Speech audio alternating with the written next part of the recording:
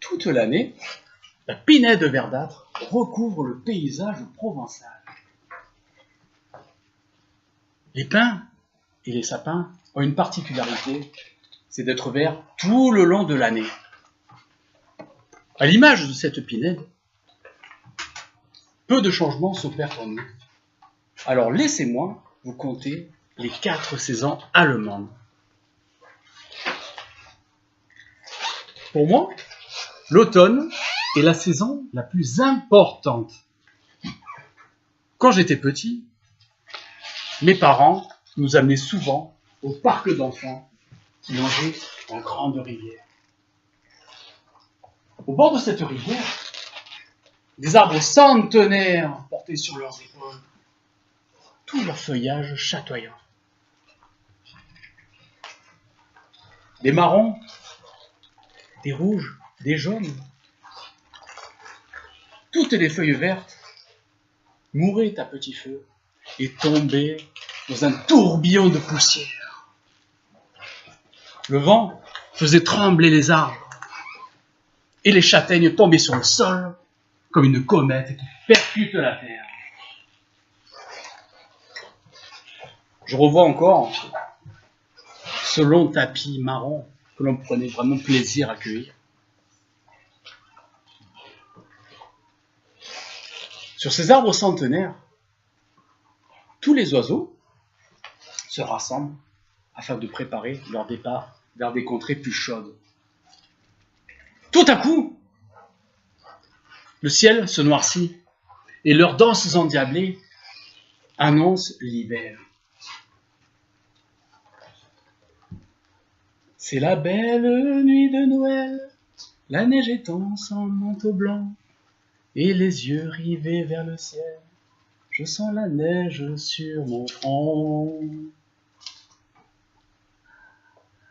Je tends la langue, et les fins flocons froids fondent dans ma bouche. Ah, quel délice! Quel régal! Et surtout, quel silence! Je vois mes arbres centenaires, nus, dans cette nature blanche qui hiberne.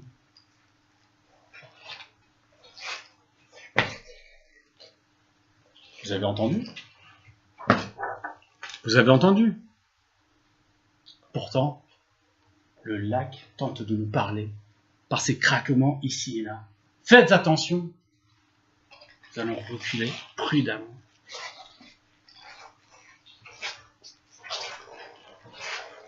À travers la neige, je vois une jolie marguerite, une généreuse marguerite pointer le bout de son nez. Là, une tulipe rouge, une jaune, une bleue.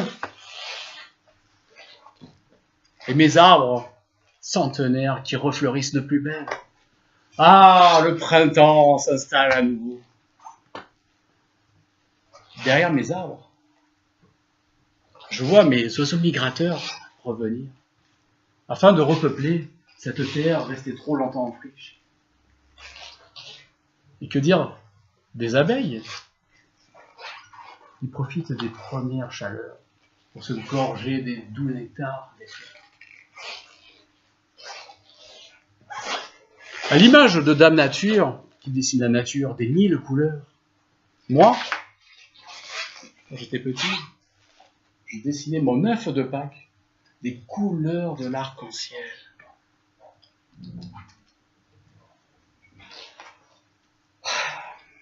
Il commence à faire chaud. Je sens que l'été approche à grands pas. Oh, et le thermomètre qui annonce 40 degrés. La canicule s'abat sur nous. Regardez!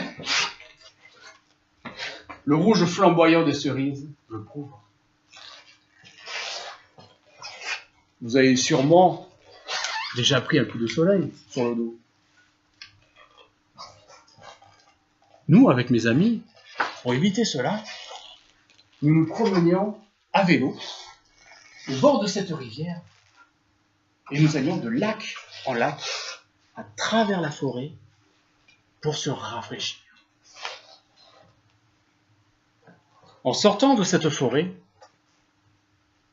des grands champs de maïs se gorgent des derniers rayons de soleil. Et de l'autre côté, des champs de tournesol, jaunes à perte de vue, profitent de la star du soleil en le poursuivant du regard.